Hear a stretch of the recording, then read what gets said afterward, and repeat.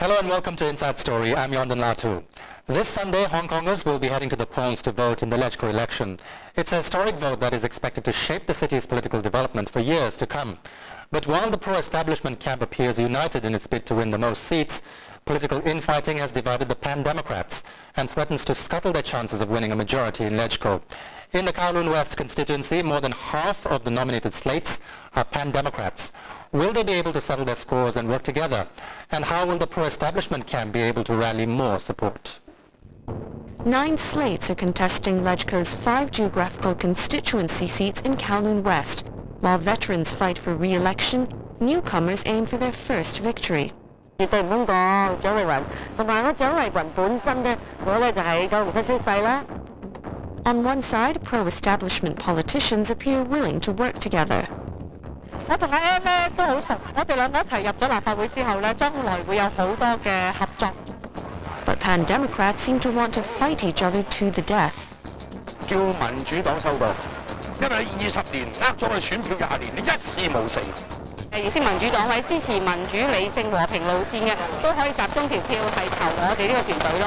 最後係我從來係爭最後一席嘅，永遠係掹掹緊嘅。採取保皇嘅手法，或者採偏嘅手法，兩樣嘢都唔能夠將香港帶出路。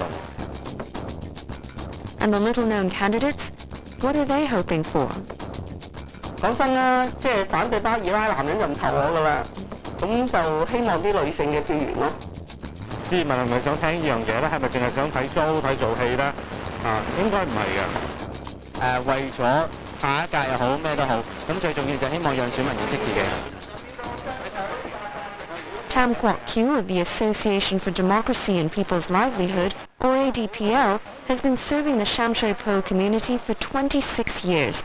Several opinion polls predict he won't get enough votes to win a seat in Kowloon West. It hasn't put him off from promoting himself around the neighborhood.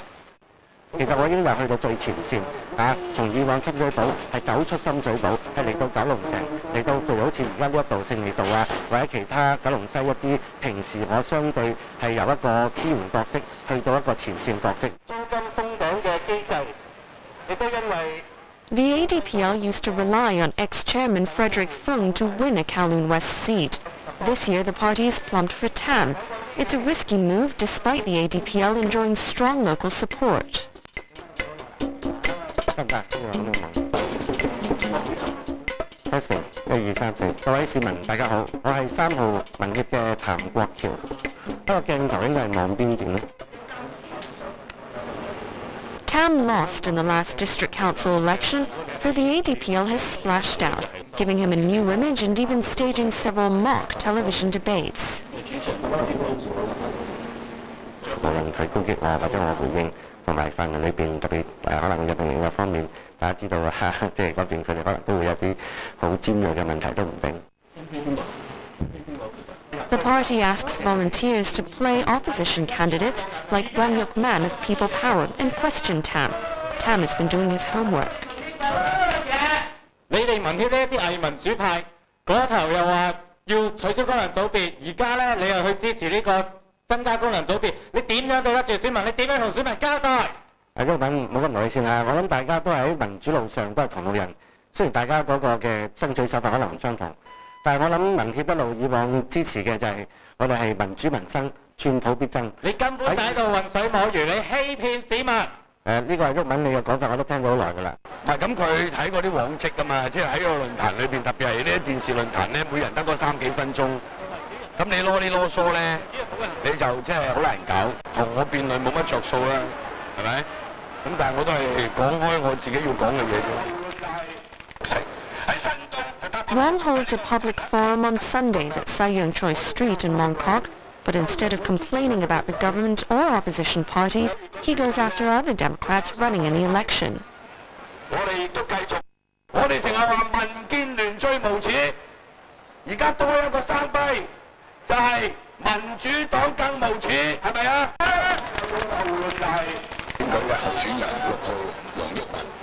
？Wang also has an internet radio show which has gained him many fans.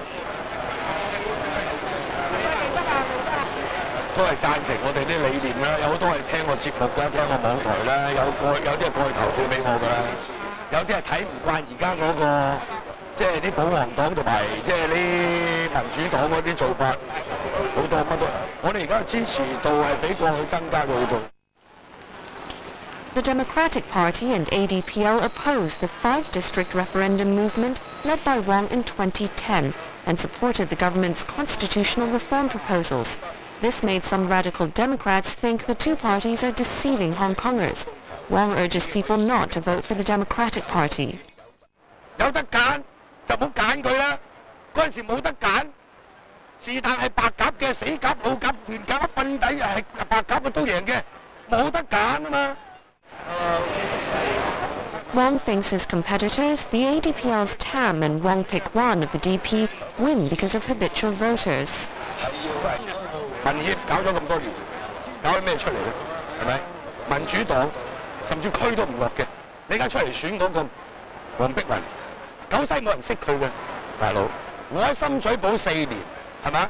我未見過佢落過嚟一日，選咩啫？0371嘅時候，我都喺司令台度，可能佢冇出去遊行啦，咁我唔知佢見到啲乜嘢，見唔到啲乜嘢。我哋絕對冇出賣選民，我哋喺民主嘅路上邊堅定不移，大家唔好屈得就屈。Wong Pik-wan is an academic. She became more politically active after organizing the 1st of July protest for the Democratic Party in 2003.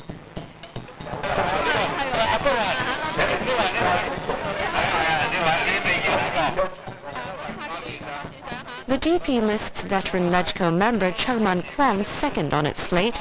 Many people don't know Wong Pik-wan, who's first on the list.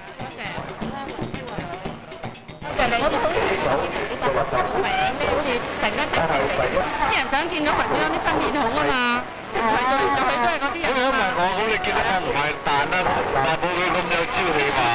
佢咧亦都係教育界嘅，係梗係啦，我哋新陳代謝，後生嘅佢排第一，我排第二。Chung says the logic behind it is to introduce new people to LegCo. 你唔支持更多新人或者女性出嚟參選，佢永遠冇機會。立法會就只能夠有一啲資深嘅，甚至年紀越嚟越大嘅人去以事論事。Wong lost in last year's district council election, but is more confident this time. 咁冇話一定要參加區議會贏咗先可以選立法會嘅。不過我相信以我自己嗰個專業嘅訓練呢，係絕對有能力係可以升任做一個議員。While it's hard to win one seat, it's even harder if two candidates on the same slate are fighting for it. Although Chung is taking a back seat, he says he has no plans to retire.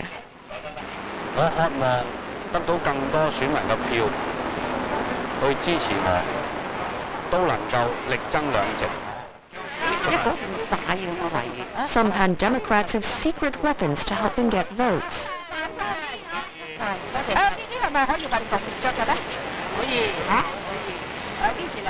Claudia Mo of the Civic Party invited ex-Chief Secretary Anson Chan to Fai Yun Street Market in Mong Kok to try to boost her support.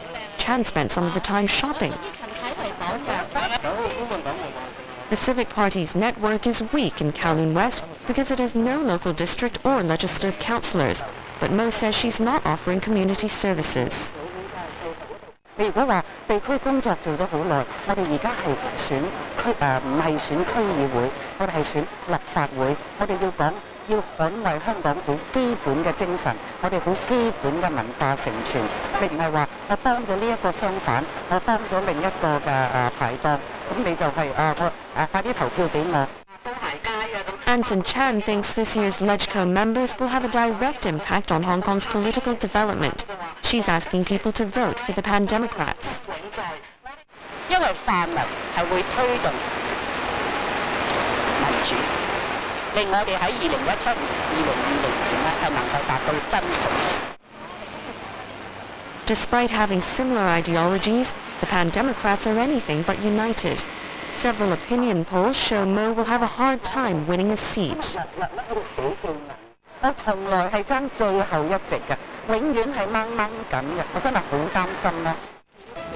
好啦。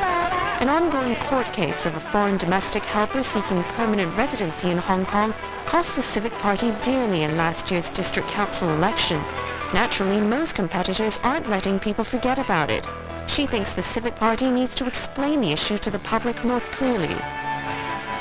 佢哋有律師係受法援處委派去接任一單案件，咁唔通我唔做呢啲㗎，咁唔可以㗎嘛嚇。 After the break, we'll look at 5 more candidates